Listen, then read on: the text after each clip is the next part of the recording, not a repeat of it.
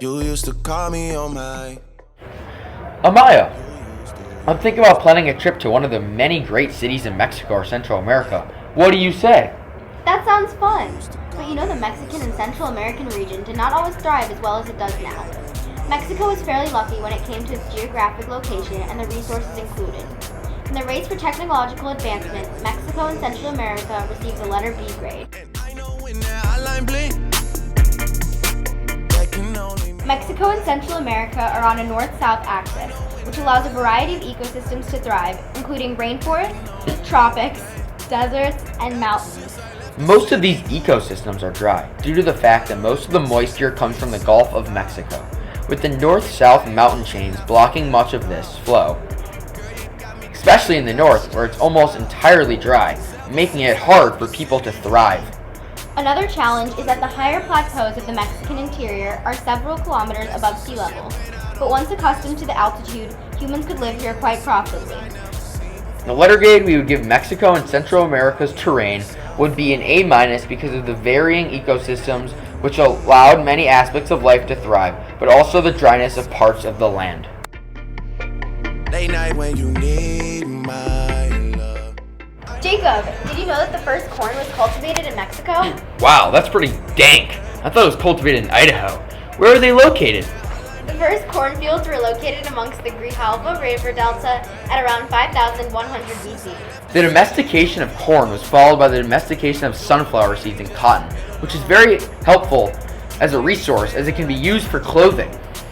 Some of the other main crops that were a part of the Mexican and Central American terrain were beans, squash, chili peppers, and tomatoes. The Mexicans had a very plentiful amount of crops. Their crops and farming grade is an A. Wow! Because they cultivated and domesticated many crops and were very lucky with what they were given. You used to call me on my cell phone.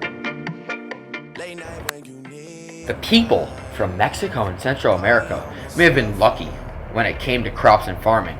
However, they lacked a sufficient amount of large animals. This was definitely unlucky. This would make it harder for the people of Mexico and Central America to hunt in their terrain. But what animals did they have? The predominant food source when it came to hunting were goat and cattle. In Mexico and in other parts of Central America, there were alligators, bison, alpaca, large cats, in southern jungles, and llamas. If you ain't talking money, I don't wanna talk. Cattle and goat provides milk, but their meat source is pretty limited, so Mexico and Central America's animal grade is a B-. Boo. Why you always touch a roll?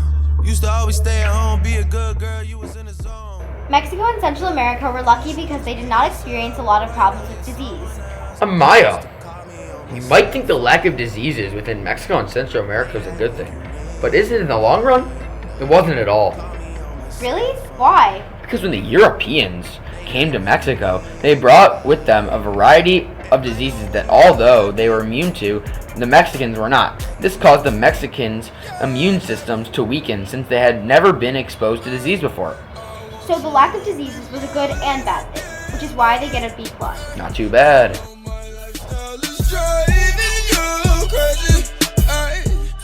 There are a lot of differences between the early civilizations in other places in the world compared to Central America and Mexico. For example, animal-wise, Africa had it going with lots of reliable meat sources such as elephants, buffalo, lions, leopards, and I can't pronounce that word. Rhinoceroses.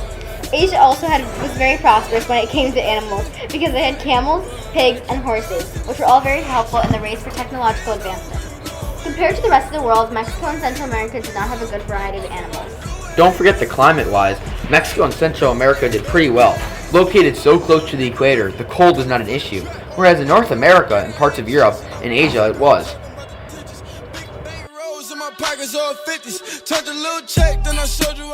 In the race for technological advancement, Mexico and Central America did alright. However, not as well as some of the other regions of the world. In some areas, such as crops and terrain, this region did quite well. However, when it comes to animals and diseases, it didn't do that great. Mexico and Central America deserve a B, not too shabby, because they did well enough to support the people within the regions, but did not beat other regions in the race for technological advancement. So, Jacob, are you still thinking about your trip? Not if it's anywhere dry. I just won't be able to eating corn the whole time. That's for sure. It's like, that's not a sentence. Gracias para watching.